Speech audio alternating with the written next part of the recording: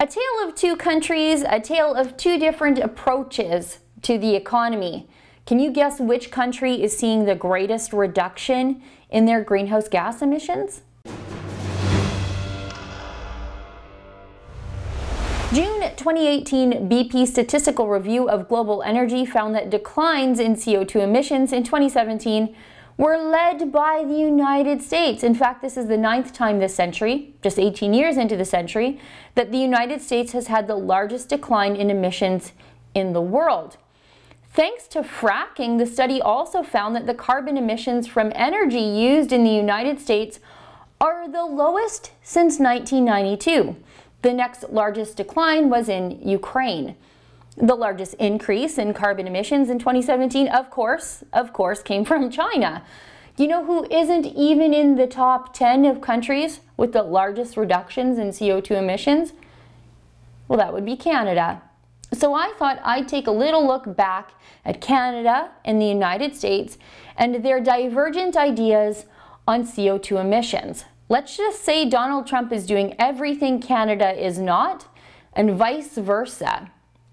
Trump has repealed restrictions on drilling for oil and gas in public lands. But Trump even went one step further. The drilling on public lands wasn't happening fast enough for the Trump administration, so they repealed even more regulations to expedite the process. Whereas in Canada, it can take years and years and years to issue a single regulatory permit for a single energy project, making the prospect of ever doing oil and gas business in Canada unwelcoming and foreboding. The Trump administration digs coal. Trump loves coal miners, he loves coal country, he campaigned a lot there, and he loves cheap, reliable electricity. Trump's support of the coal industry has created a bit of a renaissance for coal, and of course this is a renaissance that the mainstream media just cannot bring themselves to accept as happening. The mainstream media keeps predicting the demise of the coal industry under President Trump, but coal production is actually up and it continues to rise.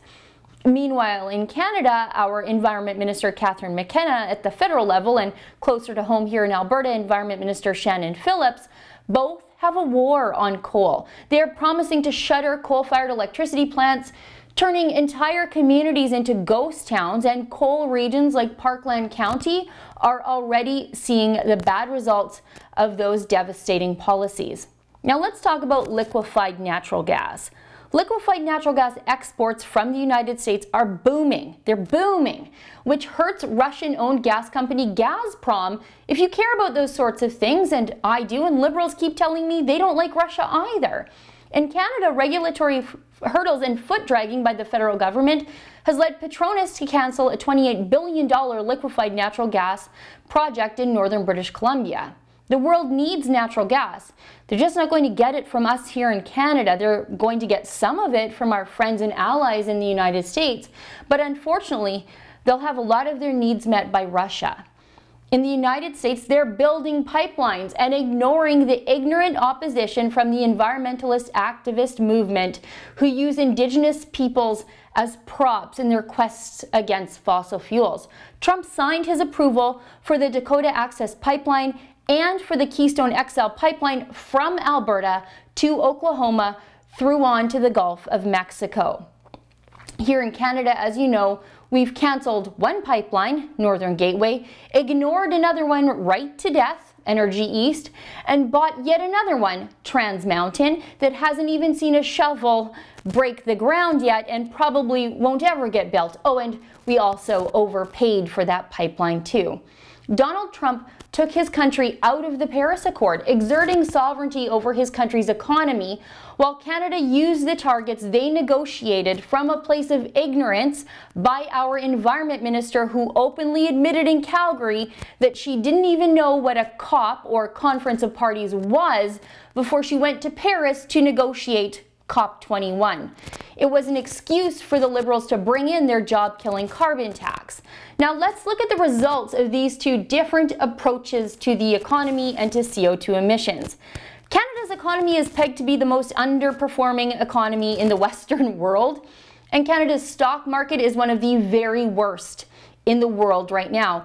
Canada's economy shed 31,000 full-time jobs in May, and we haven't even cracked the top 10 in CO2 reductions for all the damage that has been wrought on our economy.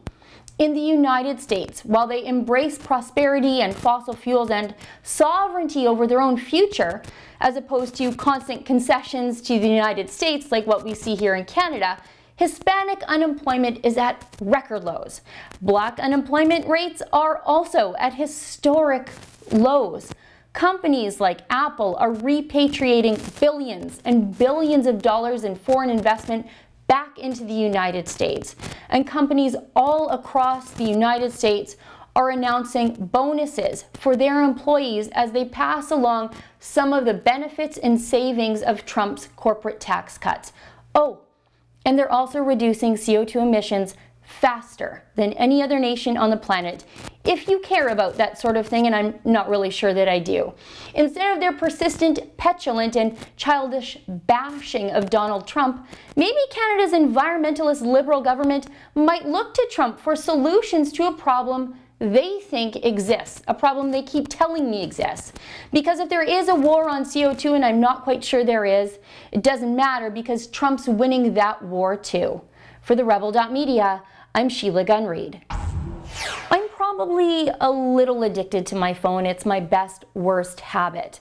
But I do have good news for people out there who are like me and who are addicted to their phone. We have a new Rebel Media mobile app. It's available on the Google Play Store or the Apple App Store. Download it, give it a whirl, and take the other side of the story with you wherever you go.